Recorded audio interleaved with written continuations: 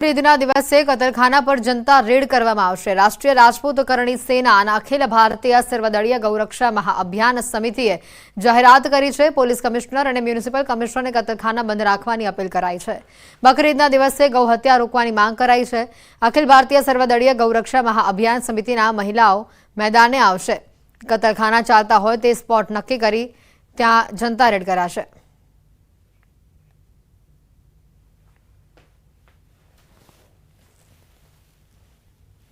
कोईपण जगह अमने ख्याल आवशे कि गौ रक्षा माटे अमे तत्पर छीए। जो कोईपण जगह गौ हत्या थती हशे अने क्यांय पण कतलखाना जो चालू हशे गौ माताने जो कतलखाने लई जवाता हशे तो अमारा बहनों गमे त्यारे जई अने कायदेसर अमे कतलखाना बंद करावीशुं।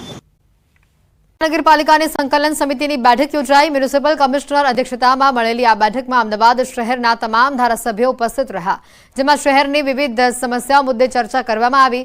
દરિયાપુરના ભાજપ ધારાસભ્ય કૌશિક જૈન તેમજ એલિસબ્રિજના ધારાસભ્ય અમિત શાહે શહેરમાં ચાલતી ગેરકાયદે નોનવેજ દુકાન બંધ કરવાની રજૂઆત કરી। મંદિર આસપાસ ચાલતી નોનવેજ કે ઈંડાની લારીઓ દૂર કરવાની માંગ કરાઈ છે। આ શાંત ધારાના યોગ્ય અમલને લઈને પણ કૌશિક જૈને એએમસી કમિશનરને રજૂઆત કરી હતી। તેમજ રથયાત્રાને લઈને જર્જરિત મકાનો હટાવવાનો મુદ્દો પણ આ બેઠકમાં ઉઠ્યો હતો। અસંધારણનો અમલ ચુસ્તપણે થવો જોઈએ। કોઈ પણ કોર્પોરેશન કોઈ પણ પ્લાન મંજૂર કરે બિલ્ડિંગનો તો તેના માલિક કોણ છે અને પ્લાન મંજૂર થઈ ગયા બાદ માલિક બદલાઈ જાય તો એ પ્લાન કેન્સલ કરવો જોઈએ।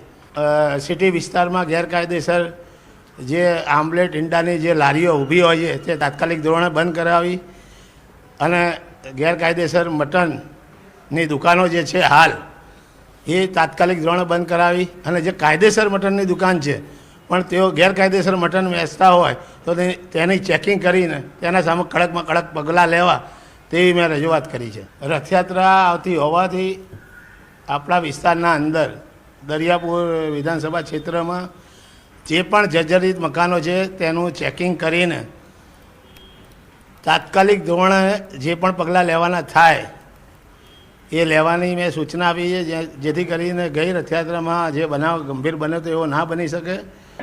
ઓનલાઈન સિસ્ટમ નોનવેજની દુકાનો પૂરતી બંધ કરવામાં આવે। સ્થળ ઉપર જઈને કોર્પોરેશનનો અધિકારી જગ્યા જુએ કે માંસાહારી લોકોની વસ્તી છે કે શાકાહારી લોકોની વસ્તી છે અને ત્યાં જ નોનવેજની દુકાનને પરમિશન આપવામાં આવે અને જ્યાં આગળ આપી છે ત્યાં બહુમતી વિસ્તારમાં શાકાહારીઓના ત્યાં બંધ કરવામાં આવે।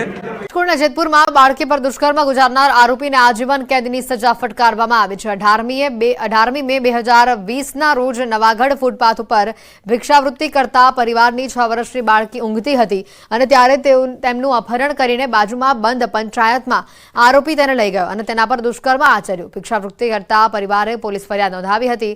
પોલીસે પોક્સો એક્ટ અને અપહરણની ફરિયાદ નોંધી આરોપીની ધરપકડ કરી હતી। પોલીસે આરોપી સોનુ જગદીશ ચૌહાણની પોક્સો એક્ટ હેઠળ અપહરણના કેસમાં ધરપકડ કરી છે। જેતપુર સેશન્સ કોર્ટમાં સરકારી વકીલ કેતન પંડ્યાની ધારદાર દલીલ તેમજ પુરાવાના આધારે સેશન્સ કોર્ટના જજ દ્વારા આરોપીને આજીવન કેદની સજા ફટકારવામાં આવી અને ભોગ બનનારને 2 લાખનું વળતર ચૂકવવાનો પણ હુકમ કરવામાં આવ્યો।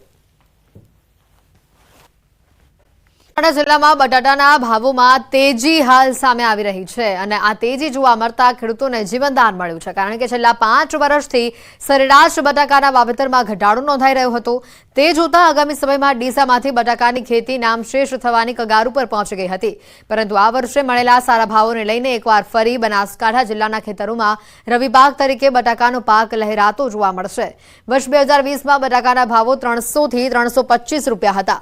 વર્ષ 2021માં 150 થી 200, વર્ષ 2022માં બટાકાનો ભાવ 300 થી 350, વર્ષ 2023માં 200 થી 250, જ્યારે 2024માં બટાકાનો ભાવ 500ની સપાટીને કુદાવી ગયો છે। 20 કિલોના 500 થી 550 રૂપિયા જેટલા મળી રહ્યા છે। બટાકાનો ભાવ ઓલ ટાઈમ હાઈ જતા ખેડૂતોની સાથે વેપારીઓમાં પણ ખુશીનો માહોલ જોવા મળી રહ્યો છે। ખેડૂતો બટાકા ખાવાના બટાકા કર્યા હતા તો ખરેખર જોવા જઈએ તો બટાકાના ભાવ 400 થી 550 ભાવ છે તો ખેડૂતો ખૂબ ખુશ છે। હું પણ ખૂબ ખુશ છું અને ખરેખર હું તો એવું માનું છું કે ખાતરના ભાવ આટલા બધા મોંઘા થયા છે, ડીઝલ મોંઘું થયું છે તો ઓલ ટાઈમ આ ભાવ રહેવા જોઈએ તો જ ખેડૂતોને 25 રૂપિયા મળે। ખેડૂતને ભાવ સારો મળ્યો છે, વેપારીને પણ ઠીક રહે સ્ટોરવાળાને ઠીક રહે અને ઉત્પાદન ઓછું રહ્યું એના કારણે ખેડૂતોને ને બધાને સારો લાભ મળશે અને કોઈ ખર્ચા છે વેપારીને ખેડૂતને આ વખતે નીકળી જાય એવી મારી નમ્ર વિનંતી છે. રાજકોટમાં સ્વામિનારાયણના સંત સામે દુષ્કર્મની ફરિયાદ દાખલ કરવામાં આવી છે. 2 સ્વામી સહિત 3 લોકો સામે દુષ્કર્મની ફરિયાદ દાખલ કરાઈ છે. કેરસરા ઘેડિયા ગામના ગુરુકુળના 2 સ્વામી સામે ફરિયાદ દાખલ કરવામાં આવી. સ્વામિનારાયણ સંપ્રદાયના ધર્મ સ્વરૂપદાસ સ્વામી, નારાયણ સ્વરૂપદાસ સ્વામી અને મયુર કાસુદરિયા નામના વ્યક્તિ સામે ફરિયાદ નોંધાઈ છે. મહિલાને ગર્ભવતી બનાવી ગર્ભપાત કરાવ્યાનો આરોપ છે. 3 વર્ષથી દુષ્કૃત્ય આચરાતું હોવાનો પીડિતાએ આરોપ લગાવ્યો છે. ગુરુકુળમાં જ મહિલા સાથે લગ્ન કર્યાનો ફરિયાદમાં ઉલ્લેખ કરવામાં આવ્યો છે. સ્વામીએ ગુરુકુળમાં જ મહિલા સાથે લગ્ન કર્યાની ફરિયાદ દાખલ કરાઈ. સ્વામી ધર્મ સ્વરૂપદાસ દ્વારા મહિલાને ફેસબુકના માધ્યમથી ફ્રેન્ડ રિક્વેસ્ટ મોકલવામાં આવી. મહિલાએ પોલીસ મથકે ફરિયાદ નોંધાવી છે. ગુરુકુળના 2 સ્વામી સામે દુષ્કર્મની ફરિયાદ દાખલ કરાઈ છે. ન્યૂઝ 18ની ટીમ જ્યારે ગેસ્ટ હાઉસ ઉપર પહોંચી, સ્વામીના પાપલીલાના સ્થળ ઉપર પહોંચી જ્યારે ન્યૂઝ 18ની ટીમ, ત્યારે કેટલીક માહિતી સામે આવી. રાજકોટ જિલ્લાની વાત કરીએ, રાજકોટ જિલ્લાના જે ભાયોદરની વાત કરીએ, ભાયોદરના અંદરમાં ગુરુકુળ આવેલ છે તેના આપણે સીધા દ્રશ્યો બતાવીશ. રાજકોટ મહિલા દ્વારા જે સંતો ઉપર જે ફરિયાદ કરવામાં આવી છે દુષ્કર્મ, તેને લઈને હાલની જે તેની ટીમ પહોંચી છે આ ગુરુકુળમાં પહોંચી, ખીરસરા ગામે પહોંચી છે. પણ હાલ જે સંતો છે તે સંતો અત્યારે ગાયબ થઈ ગયા છે, રફુચક્કર થઈ ગયા છે. હાલ ખાલી ખમ બતાવે જોઈ રહ્યા છો, આ ગુરુકુળ છે, ખાલી ખમ છે. જે રીતે ફરિયાદ કરવામાં આવી છે, ભાયોદર પોલીસ સ્ટેશનમાં ફરિયાદ કરવામાં આવી છે, દુષ્કર્મની ફરિયાદ સંતો પર કરવામાં આવી છે. તેને લઈને પીએસઆઈ અને પીઆઈ અત્યારે તપાસનો ધમધમાટ ચાલી રહ્યું છે. બીજી તરફ વાત કરીએ કે 3 વર્ષથી જે દુષ્કર્મ આચરતા હતા તેવું એફઆઈઆરના અંદરમાં જે ઉલ્લેખ કરવામાં, તેને લઈને હાલ ભાયોદર પોલીસ તપાસ કરી રહી છે. તપાસ બાદ સાચી હકીકત બહાર આવશે કે શું હકીકત હતી. મુનાફ બગાલી, ન્યૂઝ 18 ગુજરાતી, ભાયોદર, ખીરસરા. બોટાદથી વધુ સમાચાર. વાયરલ વિડીયો બોટાદથી સામે આવ્યો છે. હરિભક્તોનો વિરોધ અહીંયા થઈ રહ્યો છે. ગરડા સ્વામીના વાયરલ વિડીયો સામે હરિભક્તો નારાજ છે. મોટી સંખ્યામાં હરિભક્તો ગરડા મંદિર પર પહોંચ્યા. સ્વામિનારાયણ સિદ્ધાંત હિતરક્ષક સમિતિના દેખાવો સામે આવ્યો. મંદિરમાં લંપટ સંપતો સામે બેનરોથી દેખાવો કરાયો. પાખંડી સંતોને દૂર કરોના લખાણોવાળા બેનરોથી દેખાવ કરવામાં આવ્યો.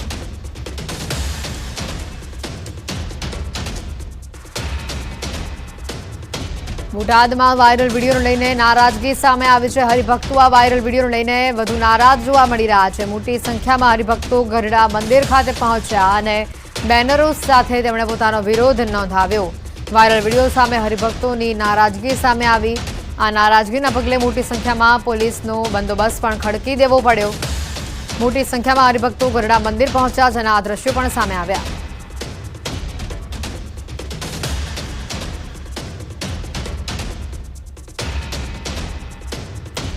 સ્વામિનારાયણ સંપ્રદાયમાં સ્વામીઓના વાયરલ વિડીયો અને આરોપો પર વડતાલ સ્વામિનારાયણ મંદિરના મુખ્ય કોઠારી ડોક્ટર સંત વલ્લભદાસજી સ્વામીએ પ્રતિક્રિયા આપી છે. તેમના મતે કોઈ ભૂલ કરે તો પગલાં લેવાય છે. કેટલાક બનાવો એવા છે જે વર્ષો પહેલાના હોય અને તે ફરી કોઈની સંડોવણીથી ચાલતું હોય તેવું બને છે. વર્તમાન આચાર્ય છે તેમની પહેલા જે આચાર્ય હતા, આવા વિડીયોના સંકલન કરવાના સીડી કાંડનો કેસ પણ ચાલે છે. આવી માહિતી સામે આવી.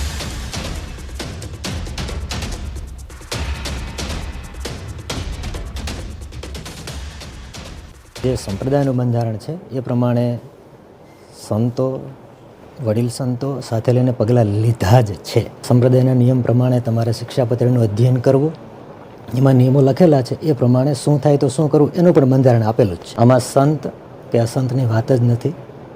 કોઈને કોઈ પણ જગ્યાએ કોઈ પણ નાગરિક આ કૃત્યમાં આવે અને ખાસ કરીને આવતું હોય તો આ આપણા માટે નિંદનીય છે, રહ્યું છે. અને સખત શબ્દોમાં નિંદા કરવી એવું કહો તો એનાથી કાંઈ પૂરું નથી થઈ જતું. અમુક ઘટનાઓ એવી હોય છે કે જે વર્ષો પહેલાંની હોય અને ક્યાંક કોઈક બીજા ભાવનાથી આ કૃત્યમાં કોઈને સંડોવીને આગળ ચાલતા હોય.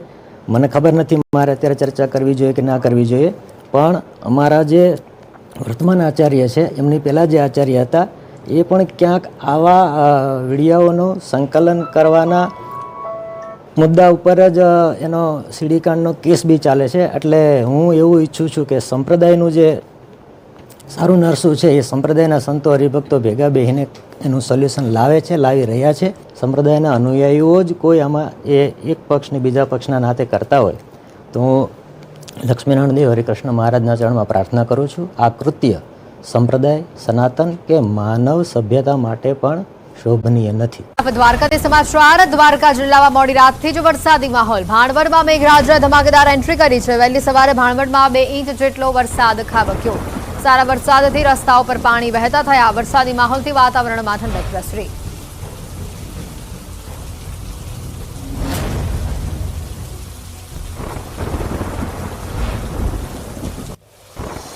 પોરબંદરમાં વરસાદ બાદ નગરપાલિકાની કામગીરી પર સવાલો ઊભા થઈ રહ્યા છે. પ્રી મોન્સૂન કામગીરી માત્ર કાગળ પર હોય તેવી સ્થિતિ સામે આવી છે. શહેરના અનેક રસ્તાઓ પર પાણી ભરાયા છે. શહેરના સુદામા ચોક, ખાદી ભવન, એસવીપી રોડ આ સહિતના રસ્તાઓ પર પાણી ભરાયા છે. પોરબંદર જિલ્લામાં સવારે 6 થી 10 વાગ્યા સુધીમાં 2.5 ઇંચ વરસાદ થયો છે.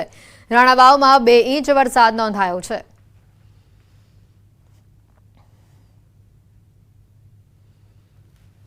આગાહીની વચ્ચે કચ્છમાં વરસાદનું આગમન થયું છે. મુન્દ્રાના વવાર વિસ્તારમાં વરસાદી ઝાપટા થયા છે. ગરમી અને ઉકળાટ વચ્ચે વરસાદનું આગમન થયું છે.